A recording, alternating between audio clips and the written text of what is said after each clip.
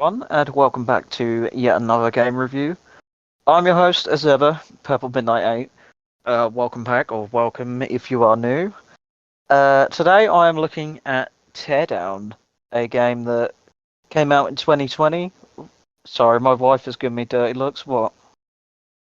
Hi everyone. Sorry, you're not doing the review though, are you? Well, it's so that I can do it better if I talk to you rather than just like, hi there, hello wall. It's like I'm actually talking to someone.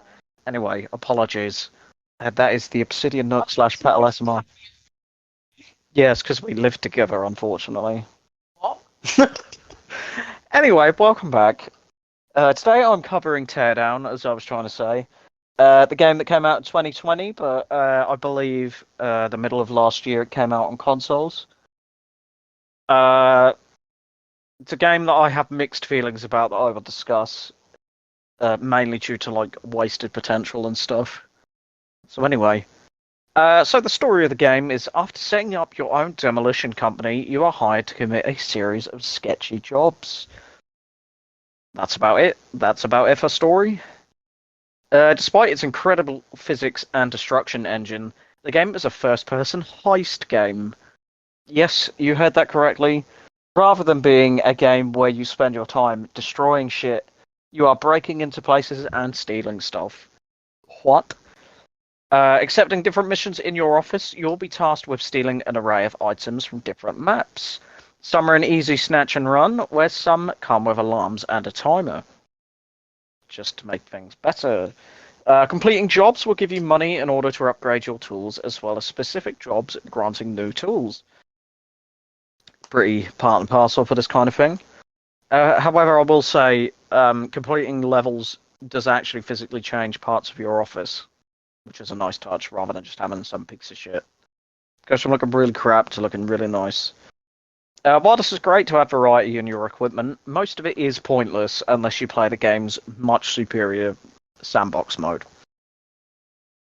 So, going on to side content, alongside the main objectives, there are optional items that can be stolen in order to gain more money and another star on your job rating.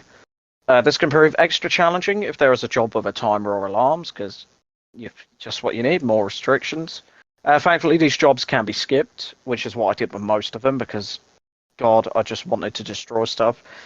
Giving the main objectives only, so like the stars for their main objectives, I ended up doing for most of them, unless they actually involved demolition, which was probably about 2 or 3.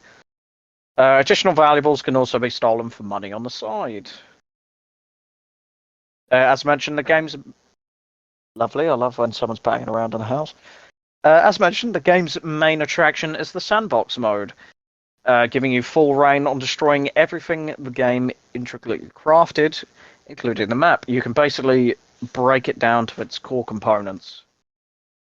Using the tools gained from story with the addition of unlimited ammo to reduce everything to rubble to your heart's content. The game has 3 DLCs, with one of them being released as of recording, I think. The released one is called Time Campers, set in the Old West and involving basically the same gameplay as the base game, but it does give you the maps from those.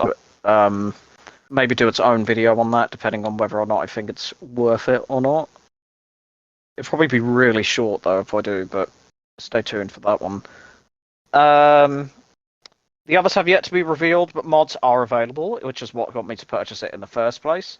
However, as I am on console, sue me, I am restricted to a very small amount, which we've only had one pack released at the moment, as opposed to something like Fallout 4, which is like a complete library you can just browse.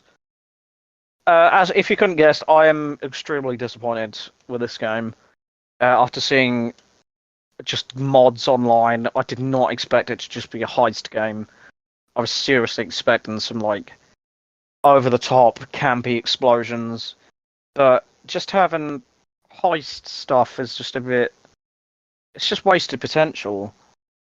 And I just ended up skipping so much of the levels to unlock them in sandboxes. All I wanted to do was just just a fuck ton of explosives and annihilate the map. Especially when you've got an achievement that's like destroy 100 million voxels, which took ages. Like, you can only do it in sandbox. There's no way you can just do it in the regular mode because of how just restricted you are to stealing stuff as opposed to actually destroying it. But honestly, just if you're gonna get the game, just skip all the levels and play the sandbox mode. I mean, unless you're into that sort of like heist games where it's just like break into place and steal thing. Considering it's got like a good destruction engine, as I mentioned, and a fire effect actually burn. It's a shame that wasn't the main part of the game.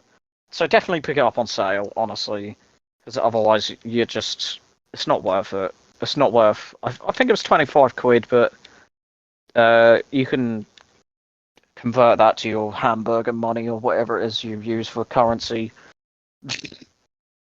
How many cows you're willing to trade for it? I don't know. But anyway, that was just a little ramble about this game because I completely forgot about it once I did the sandbox and got the achievement. So anyway, I'm your host. Well, I've been your host as ever, Purple Minute. Thank you ever so much for listening to me ramble for the last 7-ish minutes. You can find my links to all of mine and Morgan's social medias in the link tree below. As if any of you even know who Morgan is, considering how little he appears on these sort of episodes. But anyway, thank you ever so much for listening, and I will see you next time.